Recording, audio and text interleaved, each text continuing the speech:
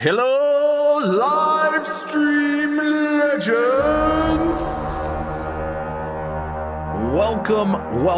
Welcome to a special episode of Livestream Legends. Each week, we are tackling the streaming adventure and becoming live stream legends together.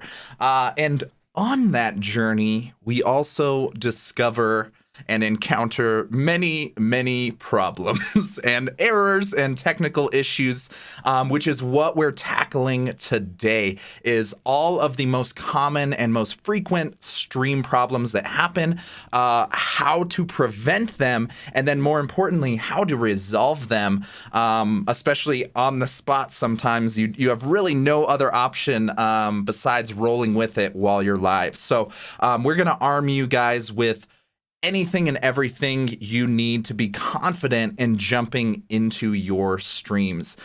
So welcome to today's episode of Livestream Legends, powered by Restream.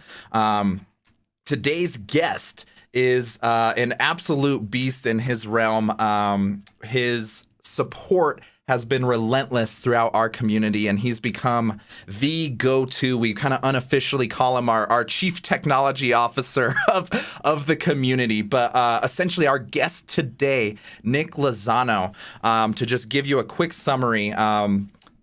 He's a technologist, a podcaster, a streamer, and a producer. So he knows this realm well, and is also an expertise in his levels. So he's from the Washington, D.C. area, and essentially high-level governments and organizations pay him for things to not go wrong. So we are honored to have him here today. Ladies and gentlemen, fire up the chat for Nick Lozano.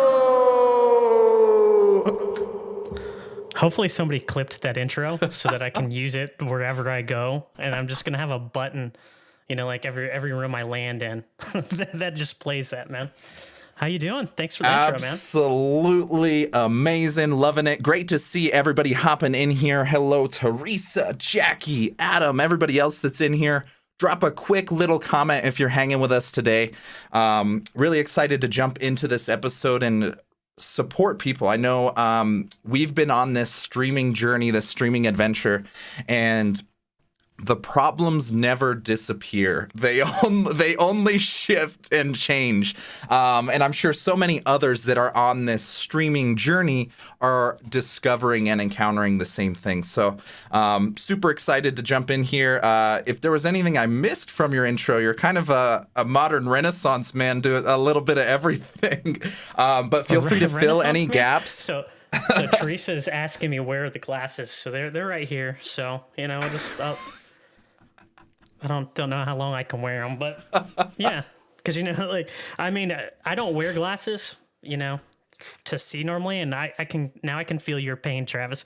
The headphones pushing on, the glasses on the back, and you just want to take them off. But at least I don't need them to see. So it's a streamer struggle for sure. Yeah. And then you got the this lens reflection thing. That was its own little dilemma entirely. So streaming issues never end, but we are going to be getting nerdy. Travis, diffusion, man. Yes, that'll be a big win. So yeah, I know you have encountered tons of recurring issues, recurring problems.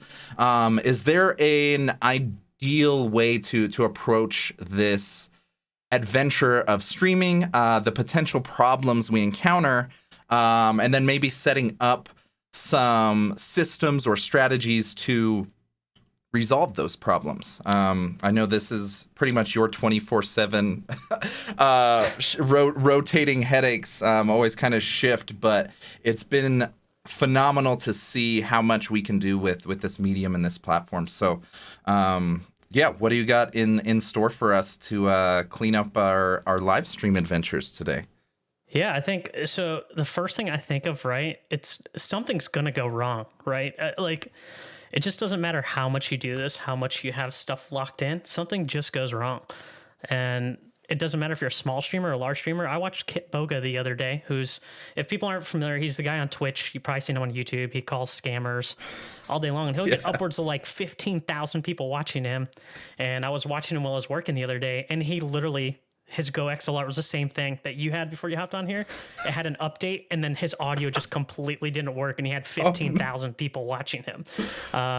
So like, it's gonna happen. That's what I say. And the best way to deal with it is just to kind of head it off, right? To try and work it through from the beginning. And that's what I kind of do in my day job. You know, I work in technology, so I'm kind of used to doing this stuff for a living. Sure. So you say. So man, I've got a quick slide presentation here. Look at that, folks. Let me share my screen. You got it. Go ahead and I'll pull it up on this end. This is the beauty of Restream, folks. You can have improvised screen shares in the moment. Let me know once you can see that. Boom. We have a nice, brilliant little presentation. I'll switch the layout. Cool. Look at this, folks. We're going in today. Nice. We're here, man. So, you know, it's just how to avoid these problems and fix them, right? So the first point of my presentation here, I'm just going to go over real quick things that I do to kind of avoid and head these off in real time. Cool. And then I'll just do a quick, you know, summary of, you know, what we can do to troubleshoot these real time. And then we can just go into a quick Q&A, man. I've got, you know, about 10 slides here. I'll just run through them real quick. Feel free to ask any questions. Travis is going to have to say any questions if you have them to me, because I can't see them right now because I'm looking at my slides. But, oh, good. Yeah, no worries. Throughout this entire show, you guys, today we will obviously have the preventative and best practices here. But if you have an actual stream problem or a recurring issue, we'll attempt to do some live troubleshooting here at the end. So feel free to drop those throughout as well. But it looks like we are ready to rock and roll. Thank you, Nick. Let's get it. And like Travis said, this is really high level because I know we're doing this with Restream. So we got people on YouTube, we got people on Twitch, Facebook, wherever else we are, and everyone's in a different part of their journey, right? Some people have fancy setups, and some people are just using Restream Studio. So we're just going to keep this at a real, you know, 10,000 foot level here. So, you know, the first thing we're going to talk about here is just avoiding problems in general. How do we avoid them? Like I said earlier, problems are going to happen, but we want to do our best to, you know, get ahead of it every way possibly we can. And the easiest way I can tell you to do that is to create a checklist, right? Pilots have done this for years and years before they get on a plane. Before they take over as a captain, they walk through a huge amount of checklists to check everything before flight. So it's a pre-flight checklist. So I take this same approach with doing my lives. I have a checklist for every single thing that I go through. And that kind of helps me get in my zone and check everything before I go live. So create a checklist, sit down, and, you know, there's kind of three little parts to it, I think, right? First, you want to think of what do you use, right? You have cameras, you have lights, you have computers, you have an internet connection, you have batteries, right? There's all kinds of stuff depending on how fancy your stream gets set up to. You might have just as easy as I've got my webcam with my, you know, I've got my laptop with my built-in webcam and the built-in microphone, and I'm good to go. Either way, you just kind of want to take inventory of everything that you use. And then the second way I like to frame that before I create my checklist is how do I use it, right? So I'm sitting here, I've got a green screen behind me. I have lights in front of me. So I want to know that I have green screen I got to set up. I got lights that need to be on. And I have batteries that I need for those lights. I have them plugged in as well. So you just really want to sit and think through everything. How do you use it? And then from there, you want to create your checklist, right? So the example is given, if my lights run on batteries, how long do my batteries last? Do I need extra batteries? If I'm going to run a separate camera, does my webcam need to be plugged into USB port? Do I have enough USB ports? So what I like to do is sit down and create my checklist. Okay, I need my webcam. My webcam needs to be on. I need to have OBS running. I need to have my green screen up. I need to have my lights on. I need my lights plugged into a power strip. And ideally, I want to run through my checklist before I go live, about 10 to 15 minutes before I actually go live, because I want to make sure that as soon as I hit that button to go live in Restream Studio or OBS or whatever you're using, that you're ready to go. You're ready to rock and roll, right? So Amen. After you get your checklist right, you want to do a check, like I just said, right? And then the other thing I like to do is I like to be like Santa Claus, and I like to check it twice, because there has literally been times where I'm like, oh yeah, this light right over here in front of me, it works. I don't need to check it. And then lo and behold, I don't have batteries in it, and I don't have it plugged in, and I'm trying to go live, and that's my main key light. So I just look like I'm sitting in a horror movie before I go live, because I need that extra light fill. And then the other thing is, just iterate on it over time as you add pieces of equipment. You want to go back to your checklist and look. If you upgrade from a webcam to a mirrorless camera, you have a capture card you need to check, an ATEM, a battery for the camera. So you just want to iterate and change things as you go through over time and upgrade your equipment. And then checklist bonus, right? This is what I always say: 2 is 1 and 1 is none. A saying comes from me from the technology world. I'm sure people say it everywhere else, but basically it means if you want to look through anything that you have a critical path through, right? And find a single point of failure. So I have a webcam here that I'm talking to you guys on, but then I also have a DSLR mirrorless camera that's on the side of me that you can't see. I have it as ready to go in case something happens with my webcam. I can just switch my source, and I have a way for people to see me. So in streaming, right, Travis, the most important things are that people can hear you and that people can see you, right? So you want to make sure, possibly you have duplicate things where you can. So, I've got this fancy mic here, but, I also have a mic that's on my headset. You probably have headphones that came with some iPhone or some phone you bought with the past 10 years that has a headset mic on it. So just always kind of look through the critical paths where your biggest point of failure is, and start to try to build some type of resiliency in there. Love it. Am I going too fast? It. Nope. I think people are tracking with us. Let us know how you guys are doing in the chat. If there's anything to step back towards, I see a few questions are sneaking in that we will get to. Brilliant questions. Keep them coming. Cool. Welcome, Jamie, for jumping in. Scott hanging out with us over on Facebook. Appreciate you, brother. James and Enrique have joined the party.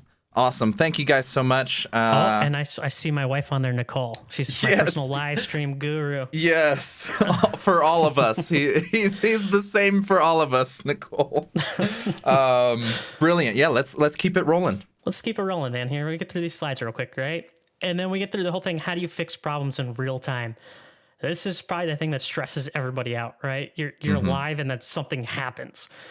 It's not quite, in my experience, it's not quite as bad when you're streaming by yourself. It's much more worse when you have a guest and the guest can't hear you, or you can't hear the guest, and you're trying to do tech support with them at the same time. So this is just kind of my couple things here, right? So the first thing I always want to do is just breathe, right? Take a breath for a second. Like I said earlier, issues happen, and you just kind of want to calm your nerves for a second, just so that you can think clearly. Just anytime that you're super stressing out, you don't think clearly. At least I don't. So I just want to take that moment to collect my breath. And like I said, it happens to all of us at some point. I even watched Kit Boga the other day. 15,000 people on his stream, and he couldn't hear his audio. He had to restart his computer.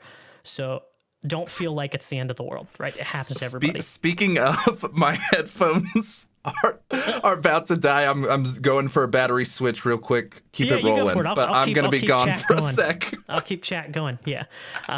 So then the second thing is when something goes wrong, you want to kind of notify your audience that it's happening. The nature of live streaming is that it's live, right? We're not recording videos and editing it in Adobe Premiere. This is stuff that's happening real time. So what I have found through my live streaming, journey is that most of the time the audience will try to help you troubleshoot problems that you have. They'll let you know if your audio is too quiet or you're too low or they can't hear a guest. So if you can kind of keep an eye on that chat, a lot of times chat is there to help you out a ton. Then the second thing is you want to identify what is happening. What in general is happening, right? So maybe we're hearing some crazy audio situation. I can hear Travis, but the chat can't hear them. So just kind of stop for a second and, think about what is actually happening. Is it video? Is it lighting? Then the same thing, go back to your checklist. That checklist that you had, maybe you're like me and you forgot to check something. You forgot to turn something on. You didn't plug something into the wall. Sometimes just doing a quick once over through your checklist is a good way to figure out what's going wrong. And then, like I said earlier, it's not the end of the world if something goes wrong. It's live streaming video, man. Stuff happens. I lose my internet. I had, Luke Matthews, who everyone on Twitch and LinkedIn kind of knows him. I was hosting him and Jill for a while, and at a certain point, something happened to my restream, and the feed just ended, and we were just talking to ourselves for about a good 10 minutes. So, things just happen, and it's not the end of the world. Like I said, a lot of times people who consume live video content most of the time are used to seeing it. You're not going to wind up doing something that nobody's ever seen, so don't feel bad about it. It's not the end of the world. True. No, I've seen the same. It is a way more forgiving environment compared to static content or permanent content. Exactly. That's just no kind one's of pre-recorded, posted. Watch a video of you trying to troubleshoot why your sound isn't working, in your LinkedIn feed, right? Oh, love it. And then it brings us to my last step, right, is document any issues that you ran into. It's easy if you stream for hours on end to forget about something that happened earlier. But I just like to make a mental note real quick that like, hey, I lost audio here. I need to look into something, especially when I've got this fancy like software mixer set up. And sometimes if, specific things don't match, it does weird things to audio, makes it crackly and gurgled sound. And if I forget about that, I forget to go back and check my code. So I always like to keep a notebook handy. You can use an iPad or something, or a pen, or maybe just a notepad or notes on your computer and just type down what happened. So that way you can then go back and figure out, is it something you can avoid? Did you not plug something in? Is it a single point of failure? Do you only have one microphone and no way to connect your audio again? It will help you go a long way to troubleshooting things down in the future. And with that, that's all I have for slides, man.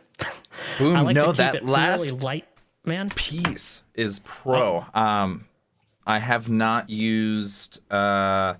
I pretty much just addressed the problem and then hope it's gone forever after that. So this last piece is brilliant. Called like a Remarkable tablet, and I can write on it physically. It's a really cool thing, and I normally have it sitting right around here with me when I'm live streaming, so that I can just write down anything that I need to write down.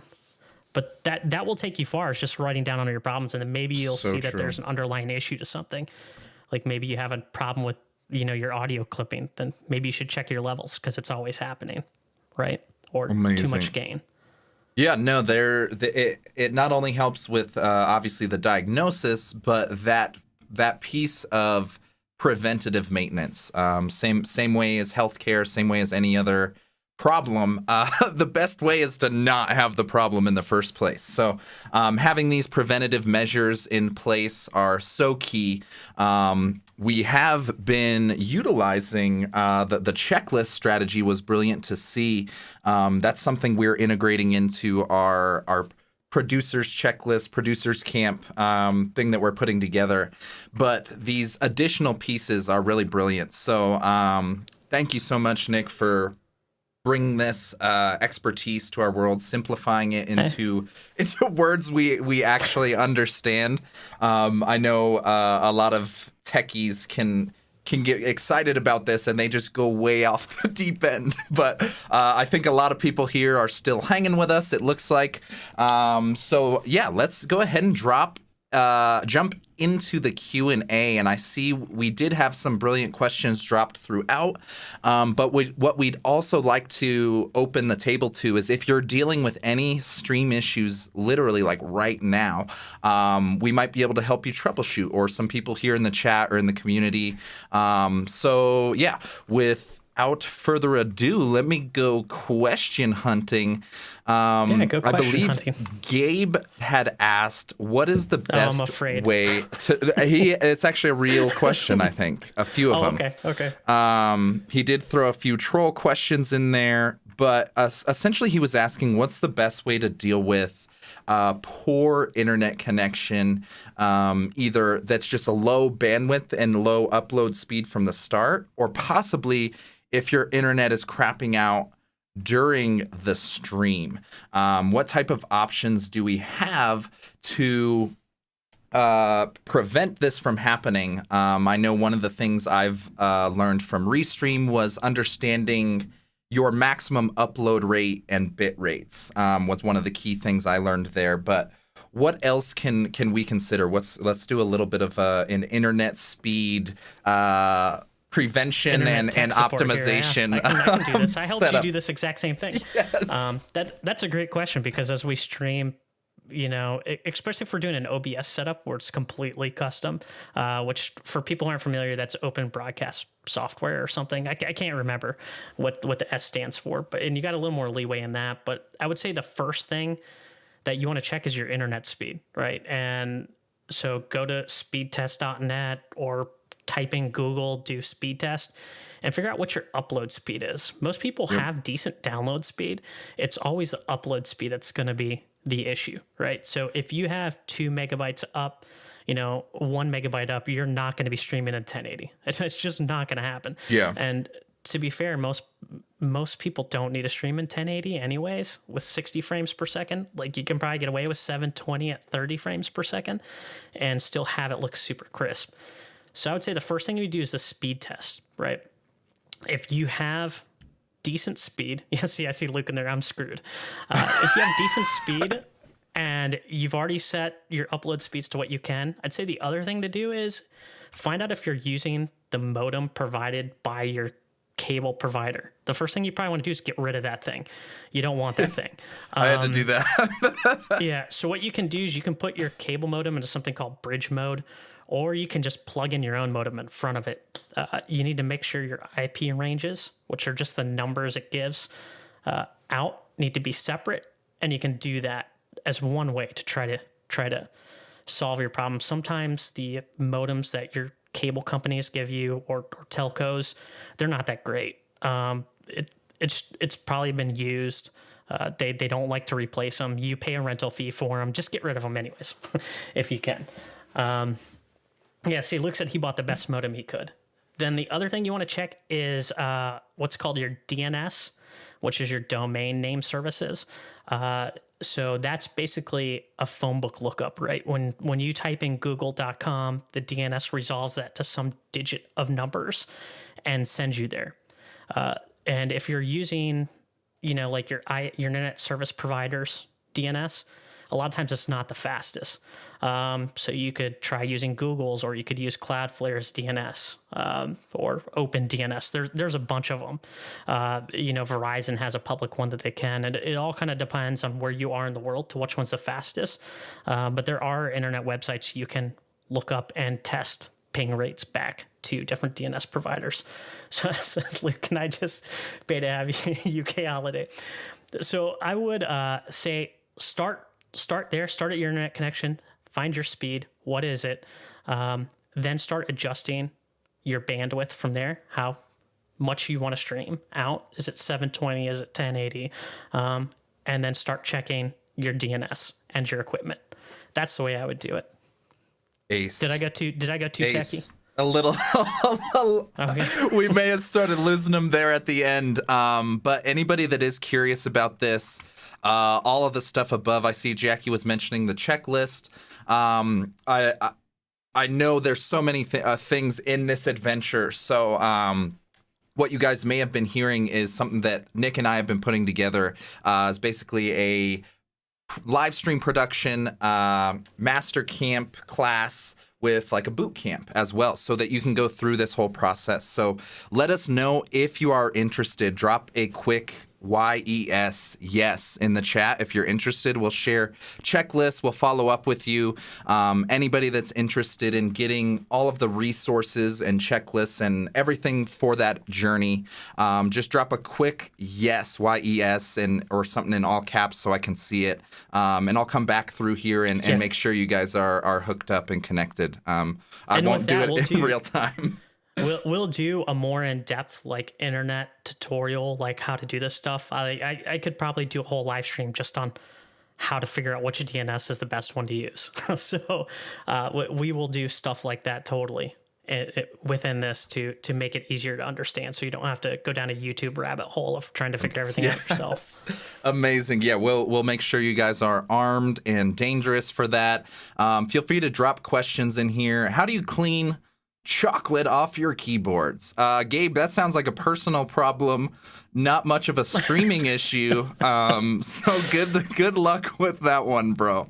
Let's get to a real. Are you making chocolate live on stream? Is that why you have chocolate on your keyboard? Yeah, I don't want to ask. The best way to clean chocolate off your keyboard is to never get it on there in the first place, Gabe. So true. Preventative maintenance here. This is what we're talking about, folks. So now we do have a real question. How do you work through your guest having bad audio? This is something I know bugs coming from the music producer world or audio world. This one definitely irritates me. But I would be curious, what preventative things do we have options in front of us? And then what resolutions do we have in place for controlling guest audio on their end? Okay, so I'll say this because I've been podcasting for about 5 years prior to live streaming. It's a crapshoot with guests and audio. I've seen people come to be guests on my podcast and they have the nicest like Yeti microphone and they put the headphones on and they don't know how to adjust the input and they just wind up using the input from the laptop. Or they stand in the corner of a room with just the echo. I feel like the best thing you can probably do to prevent that is just to educate your guest. The way I've done that in the past is at the time I was using something called Squadcast to record my podcast, and they had a whole like 90-second video that was on how to come on and record right. You should be this close to your mic. Pick a room that doesn't echo. Make sure you have natural lighting. So I think the best way really to solve it is education, right? It should be in a smaller segment where a guest can spend like 90 seconds just figuring it out, and use tools that they're familiar with too. I've also found, so when I live stream and I bring on a guest, I use Zoom, and it's not because it's the best, it's because I have found that people just know how to use Zoom. Yeah. And you don't have to help them troubleshoot how to connect their mic or which mic they're using or how they're hearing audio. So if you can use tools that they're familiar with, that are easy enough to use, then I feel like that's another way to do it. And then the more advanced way is once you're using OBS, maybe you can put the guest audio in through a mixer and you can put compression on it, a noise gate. You can kind of shape that audio before you send it to OBS. That's probably the best way to deal with it, but that's also the most advanced way you could possibly do it. Love it. Love it. No, this is brilliant. Don't judge my echoey room. No, this is amazing to hear. A lot of this, I think one of the key things you can do again on that and that preventative category is just arming them as the best they can, having either yourself or whoever your producer is for the show, making sure the guest is properly set up the best you can with a tech test before the show. And then there is a little bit of technical details that may skew to your favor here. One of which is multi-track recordings. So this is something that can save you in post-production if audio isn't great or there's some errors or mix-ups during the interview. having multi-track audio is something that you can separate your guest's audio, Nick's audio, my audio, and even if there's separate audio playing, stuff like Restream Studio and other tools enable multi-track recordings. So when the episode is done and you go to convert and publish it as a podcast, now rather than all of the audio being merged as one, you have that separate control of each track. So you can balance levels, remove noise, or dog barks are usually my guilty audio dilemma over here. But that multi-track recording, which is now a new feature in Restream Studio, is a big win for anybody curious. And I see Kevin and anyone dropped. who's super advanced, you can actually do multi-track recording too with Voice Meter. That we'll go over that. That's too much detail for here, but yeah. There's ways around it too. Yep, there is brilliant virtual tools. So a lot of us are familiar with physical tools to mix and switch your audio. But if you guys are curious about the virtual versions of that, it's a bottomless pit of what exactly you can do with all of that audio routing. So Jake Shirk is saying you can multi-track in Zoom too. Brilliant. Yep. No, the multi-track audio and multi-track video is also a game changer too when it's used right. But that'll help you a lot if you need to do stuff after the show, after the recording. During it isn't going to give you a whole lot other than sometimes it just is what remedies. It is, man. Yeah. That's the best I can say. Sometimes it just is what it is. Love it. So yeah, feel free to sneak in your comments. I see the comments are getting difficult to keep up with. So I'm trying to, if we missed a question, please drop it again, so that I can regain Luke's got a sanity. great question I just saw came up on the top. It says, how do you test your audio? And I think that's a good question. So Luke, I know your setup is Voice Meter Banana, which is a software. The easiest way you can test it is to record the output using the tape player function in that to see what the audio levels are like and play it back. The more advanced way too is to look at the meter to see what the volume level actually is. Is it hitting negative 10 decibels? Are you going over on your decibels? If you understand how to read a decibel meter, you don't need to record it and play it back. You can just kind of see it real time. But the easiest way I would say to test anything like that is try to record it in a one-off session somewhere. If you're a live streamer, you don't have a way to record it locally. Connect, if you're on Restream, connect another channel that you don't use, maybe Twitch or YouTube, wherever your audience is, and just test stream to that and play it back and see what the audio sounds like. That's the easiest way to get your finger on, what it should sound like.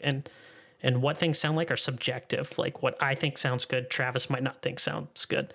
So just realize that as you're listening to stuff, it's subjective to each person. Brilliant. No, these are ace tips. The visual element is what I most often use because thankfully I'm acclimated to it.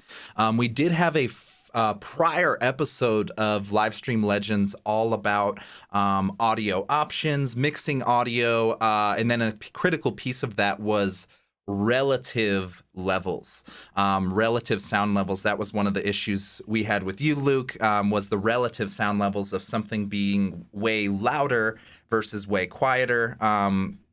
Completely exclusive of quality issues, the volume alone, you can really get a pro level if you have those in the right type of balance to one another. So feel free to scope out that prior episode to master all of the audio balancing and everything in that realm. And then one of the other things you can do that isn't recording it and then listening to it, what I do to make sure that I'm monitoring the exact same thing that the stream hears. So the trade-off of that is I hear my own voice in these headphones.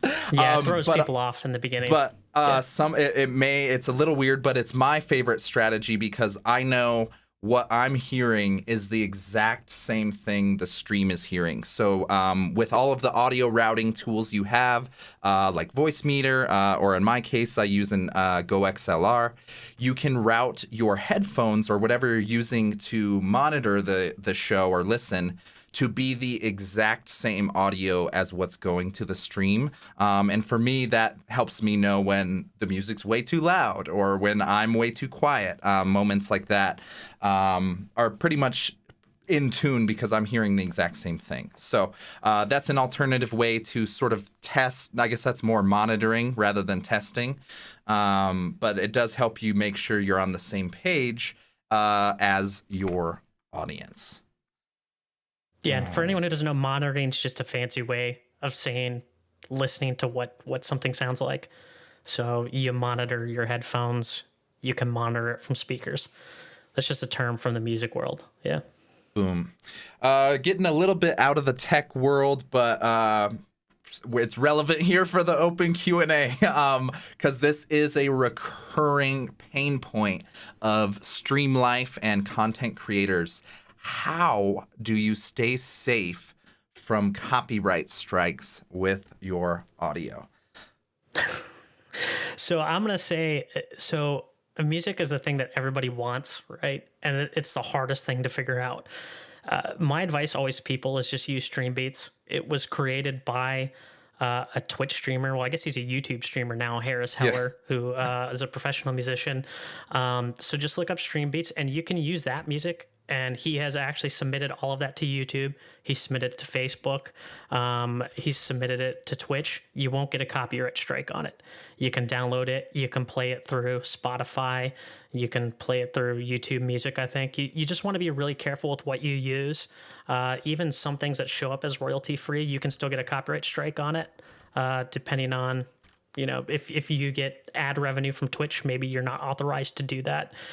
So my recommendation is always just to use Stream Beats because we know that you're not going to get flagged for anything with that. Brilliant. Yep, that is top of my list as well. They have genre-based playlists, so you can essentially set the vibe.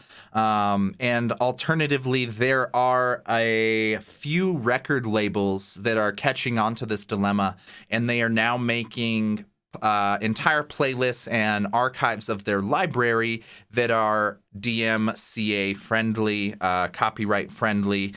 So just go ahead and type that into any search that you're looking for. I know Anjuna Beats, as well as Insomniac Music, if you want a wider array of options and tracks. There is a lot of options that are starting to open up in that category. So, and obviously, if you're a DJ or something like that, it's even more of a gray area.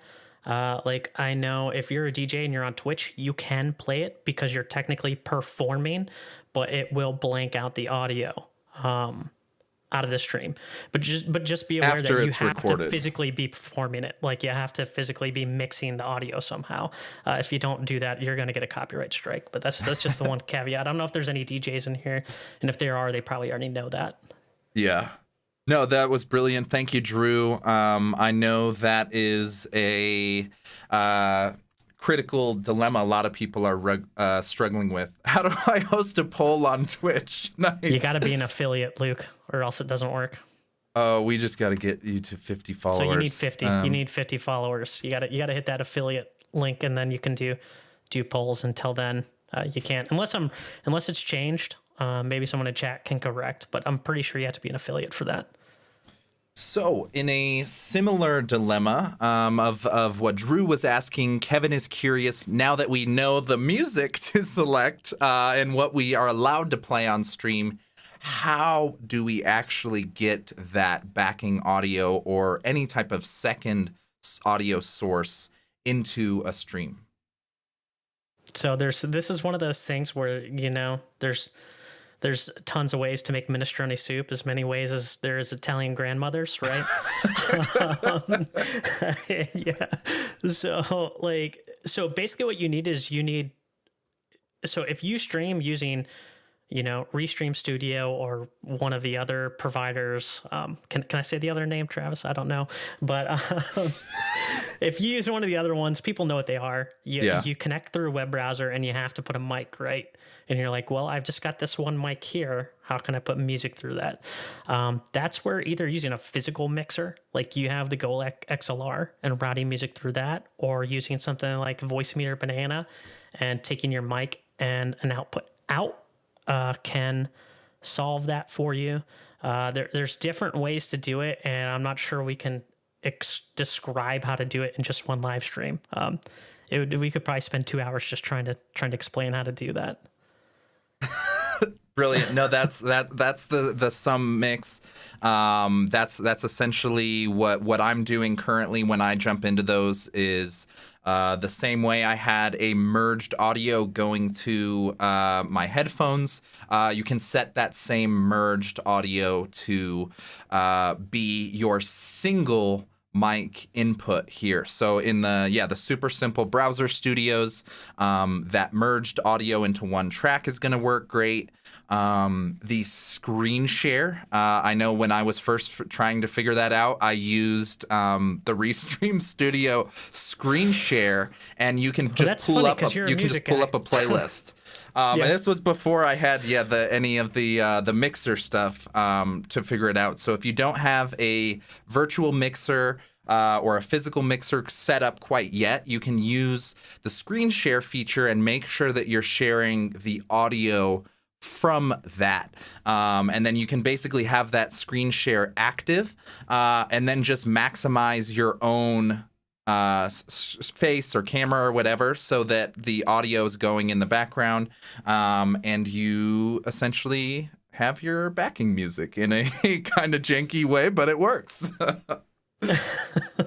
Yeah. Oh, Sultan, thanks for dropping that link. The software thing is Voicemeeter Banana. That is free. There's a bit of a learning curve to using it. It's very music oriented. If you know how to work a mixer, you can probably look at it and figure it out. But if you don't, you might need to spend some time on YouTube figuring it out. Brilliant. Love it. Love it. So yeah, we have successfully made it through the show technically. But if anybody wants to sneak in some final questions or troubleshooting while we have Nick here with us, feel free to drop them in the comments as I briefly scroll through here to see if anybody has got some final questions. Thank you, Triton, for joining us over on YouTube. Good to see you. Yeah, thanks for hanging. All right. What was Drew asking? Oh, the DJs. So the only exception is, I mean, you have the same exception when you're when it's on your live stream, but the VODs or the videos on demand, the recordings aren't going to be usable for anything. So if you have any type of micro content you want to use it for, not a great call to play that music. Or if you want to rely on people using the archived videos. So like if you're a YouTuber, it's probably not a great call to do it. But on Twitch, a lot of the Twitch DJs, as Nick was mentioning, their primary focus is that full hour that's during that live stream. So when it's taken down on the recorded video after, they're not expecting people to go watch the show after. So it's kind of like an improv set. Like it's just there. if you're there for the live and then after it's gone, like it's gone. There's no more. So I would add, if you're a recordings. Twitch live streamer and you stream to Twitch, and you use Twitch's, was it Studio, their OBS equivalent? They have something called Twitch Soundtrack with tracks that are already approved to play through Twitch. And one of the cool things it does is it plays the audio live in feed to Twitch, but then it takes away the music on the video on demand. So if you can then download it later and upload it to your YouTube channel, but there won't be any music on it, but you know, that's fine. It still gives you another way to redistribute content without worrying about that. So that is another option if you're solely just a Twitch streamer and want to upload your archives to YouTube. Brilliant. I see Triton said something. I can't scroll this chat, I see that he said he asked something, but I don't see the actual question. Redrop your question so we can answer it for you. yeah, if anybody wants to sneak in here, we are going to be heading off in a moment, but just figured we would use this while we got Nick here with us to utilize his expertise and hopefully be able to troubleshoot in real time whatever you guys are dealing with, any streaming issues that you're currently having, or large goals or tasks you're trying to accomplish, like people were asking essentially like how do you get your music set up? If you have any questions like that, we'll try to figure it out. Kevin's asking a question here. It says, would you recommend being a Twitch streamer, or thoughts on platform? Ooh. I think it all depends on your content, your audience. There, Triton, there's his question right there. He redropped it. Got it. Okay. Yeah, well, let's go ahead. Let's tap into this since we cracked it open. Yeah. So yeah, platform-based, I think as Nick was alluding to, this is going to be heavily reliant upon your stream style. That was actually the opening episode of this season, was discovering and finding your stream style. Exactly what type of streamer or stream experience do you want to build? Very powerful to figure that out, and then that can basically be the anchor point for what is the appropriate platform for you. Obviously, entertainment, music, gaming based stuff does very well on Twitch. And I know many of us here are on LinkedIn, which is more of a professional business platform, but we're discovering the entertainment and some of the more casual stuff actually is doing quite well on LinkedIn as well. So there is no one answer. I would just say be mindful of where your audience appreciates the stream experience the most. I agree. And do you want to get Tryon's question there? He re-asked Indeed, it's that. right under. Yeah. Says, I had issues with Voicemeeter and use NDI for audio only. Do you think that is a good idea? NDI audio works really well. So my whole thing is Voicemeeter does work extremely well, and the guy who codes it is extremely smart. The one thing you want to check with any type of digital audio is that the sample rates all match. If you're getting crackling or noise back in Voicemeeter, a lot of times either it's your sample rate is a mismatch, so you're doing 441 and one's 4800, or you need to adjust the drivers that you're using. So there's a WDM driver, there's a KS driver. So you're going to want to mix with all those audio settings. One of the easiest things I always find to do is, if you're using Voicemeeter, you're hearing cracking, is reset it, Voicemeeter, back to default settings. You want to make sure that that buffer is not super high for Voicemeeter, and that all your sample rates match, and that you have all the best drivers that you can get for all your devices. So that's what I would say. It's a one-by-one troubleshoot. So first, make sure all your sample rates right on all your devices. Reset Voicemeeter to default settings, and then mess with the driver types that you're using on your devices. So if you hear crackling on your mic and it's WDM, then maybe try the KS driver, or try one of the other ones. Same thing. It's going to be troubleshooting one or two till you find the setup that works good for you. Hopefully that answers your question. Boom, baby. Clip it. There, we got a tutorial right there. NDI Voicemeeter audio.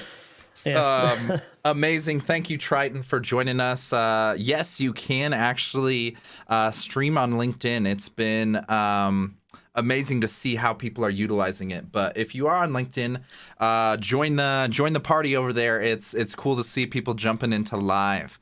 And I saw a question from LinkedIn user. I couldn't see.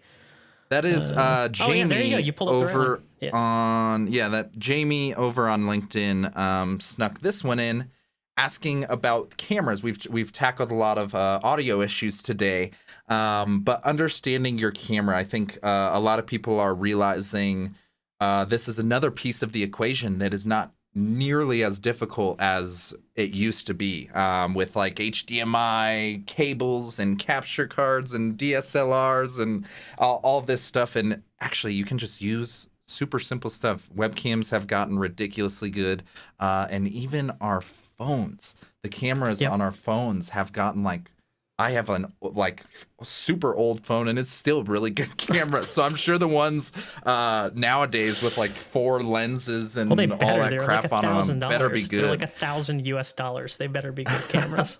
So yeah, let's tackle the video dilemma. What's the bare minimum we need, and what's really the recommended higher end option? So I would say the first thing you probably want to do before you upgrade your camera is just to buy a set of cheap lights on Amazon. You're going to be surprised how much further lights are going to take you than any camera. If you go out and buy the fanciest, was it Sony Alpha A7, whatever version they're on, you go out and spend $2,000 on a camera. If you don't have it lit very well, it's still not going to look that great. So I would say the first thing to do is invest in some LED lighting. Like that's what I have here. It was maybe a couple $100. You can get lights that are even cheaper than that. So work on your lighting situation first before you upgrade your camera, because you're still going to need lights when you get the better camera. That's what I would say. Maybe Travis has a different suggestion. And then for higher end cameras, I mean, we're talking Canon people, Nikon people. It's like just pick one. It's like, they're all good. It doesn't really matter. It's just a matter of choice and what your budget is.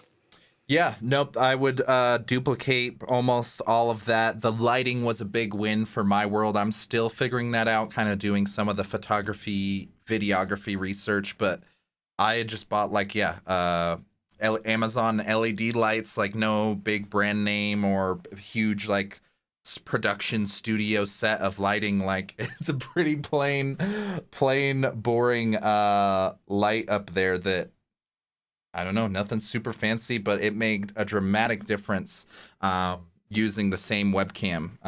So I'm curious to see what those nice 1080p upgrades are gonna look like in the future. But for now, there is some really good gear that isn't very difficult to obtain. So keep just leveling up and upgrading. That's like the discovery I've had of assuming you just needed a finish line and a final setup and you're good to go.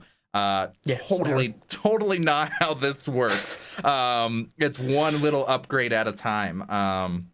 From background to lighting to tech problems.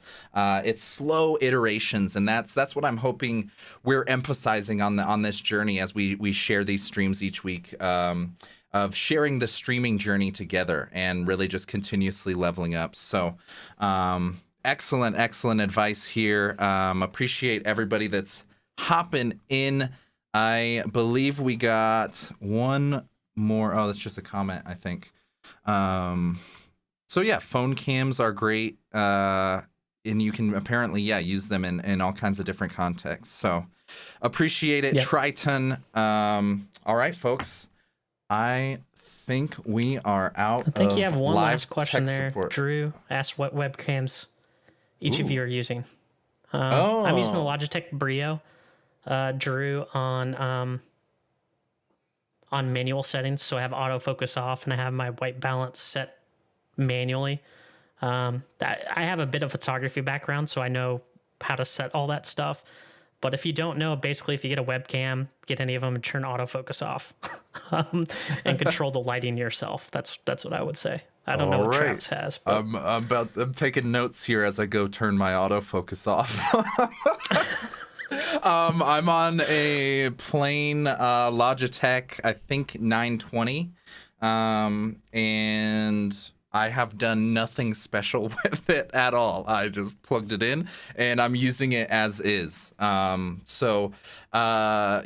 know the actual drivers for the camera itself are very powerful to adjust contrast and brightness and all that stuff. But no, I think mine was like not even like, it was like $100 or something or less on Amazon. So not quite to that super 4K 1080 level quite yet, but that's next on my list this summer. We'll be leveling up, and I'll share episodes about that, how we can all level up and have fancy DLSRs and everything in our Hey, I've got setup. them up here. I just don't use them. I literally have them right here above me. But yeah, Love it.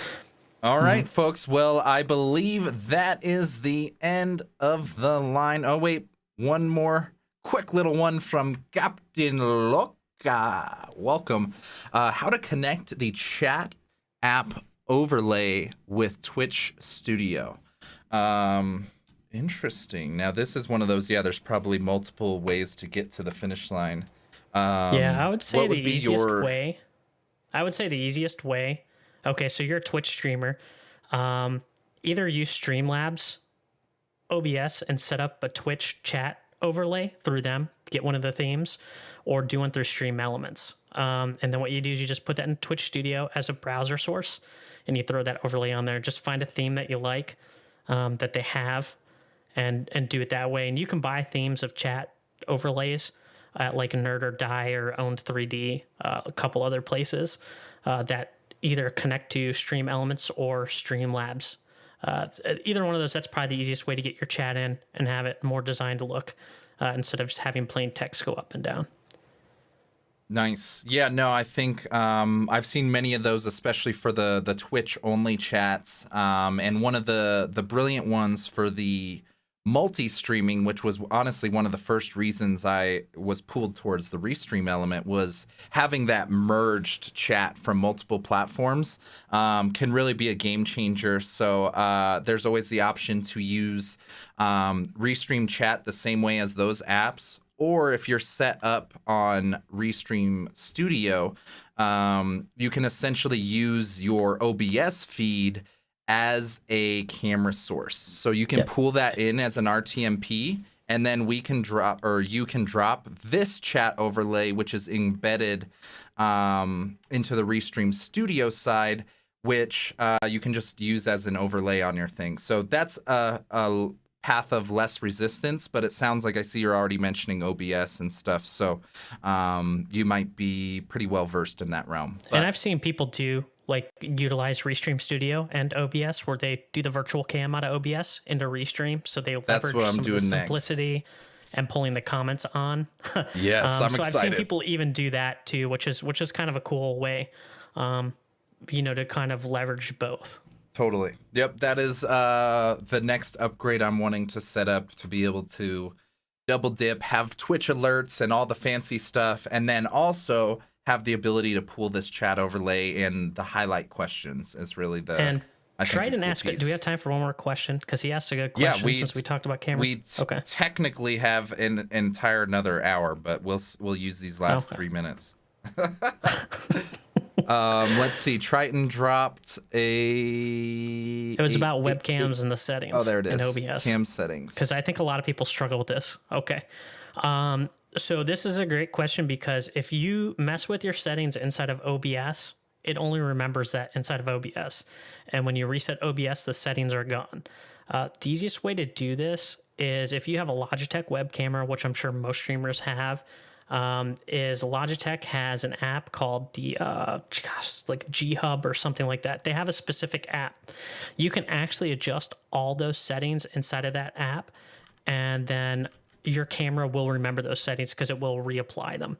And then you can even set different modes like you want. Like, let's say you're a League of Legends streamer and you do a different look and feel for that, as opposed to, you're just chatting stream. You can set different looks and feels and apply those to your webcam real time. So just look it up. It's like Logitech G Hub or something like that. I can't remember what it's called specifically.